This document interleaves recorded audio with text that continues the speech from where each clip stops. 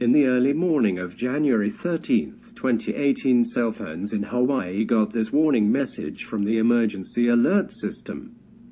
Ballistic missile threat inbound to Hawaii. Seek immediate shelter. This is not a drill. Thousands of people abandoned their cars, rushed to find some kind of shelter, or hunkered down in their homes. Terror seized them because none of them had any way of knowing that the warning wasn't for an immediate threat. What made the warning all the more terrifying is the recent escalation in the tension between the United States and North Korea. Experts believe that North Korea is very close to perfecting a nuclear weapon that can reach the continental US. Many people do not seem to be taking North Korea's nuclear threat seriously. People think that it is just a poor country with a weak military, but I believe that North Korea's threats and missile tests are harbingers for the US. Remember Jonathan Cahn's book The Harbinger? If you have not read it, you should. Cahn detailed the strange appearances of events during and after 9/11, including strange statements by powerful politicians which matched perfectly with ancient prophecies from the book of Isaiah. We will look at this later in this article. First, let's go back to the events surrounding the accidental nuclear missile alert in Hawaii. For about 38 minutes, people had no way of knowing that a nuclear missile was not inbound to Hawaii. It took 38 minutes for a subsequent wireless alert to contradict the first alert and reduce people's fears. According to the Washington Post, Richard Raposa, a Hawaii Emergency Management Agency spokesman, said that his agency had to work with FEMA to craft and get a false alarm alert approved. That was the reason for the 38-minute delay between the nuclear missile alert and a subsequent false alarm alert, which were both sent to cell phones in Hawaii. The real threat from North Korea.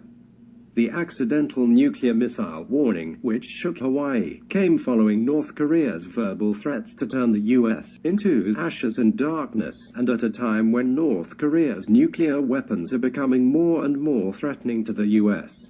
In September 2017, the North Korean government issued a statement which included this threat. Let's reduce the US mainland into ashes and darkness.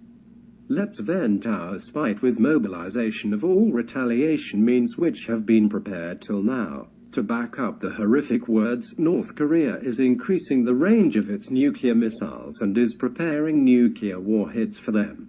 Earlier last year, in 2017, North Korea conducted tests which were not completely successful. But shortly after that, North Korean rocket scientists came out with missiles which could reach the continental United States.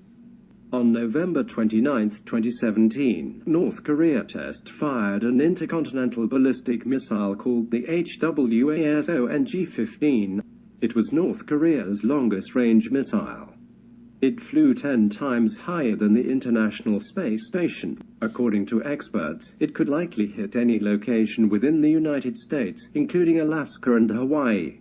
There has been a war of words between Kim Jong-un and Donald Trump, and many are starting to get concerned about the US actually going to war with North Korea. According to U.S. officials who spoke to National Public Radio (NPR), the U.S. is preparing for potential war with North Korea. There will be more Army divisions to train in tunnel warfare this year than are normally trained, according to these officials. Two of those divisions include the 101st Airborne Division and the 82nd Airborne Division. The reason for this is the fact that North Korea is filled with deep underground tunnels which may contain chemical, biological, and nuclear weapons, artillery pieces, and troops. Regarding the tunnel warfare training and purchasing of weapons by the Department of Defense, Secretary of Defense Jim Mattis said, "Now what does the future hold? Neither you nor I can say. So there's one thing the US Army can do, and that is you have got to be ready to ensure that we have military options that our president can employ if needed." Vox, a news company, interviewed Senator Tammy Duckworth, who was a recipient of the Purple Heart and was a veteran from the Iraq War. She told Vox that the US is not far closer to actual conflict over North Korea than the American people realize. We are very close to war with China, Russia, and North Korea.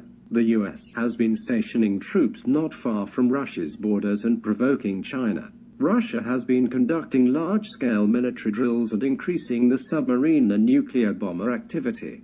Russia and China have been drawing closer to each other as the US and the shared interests.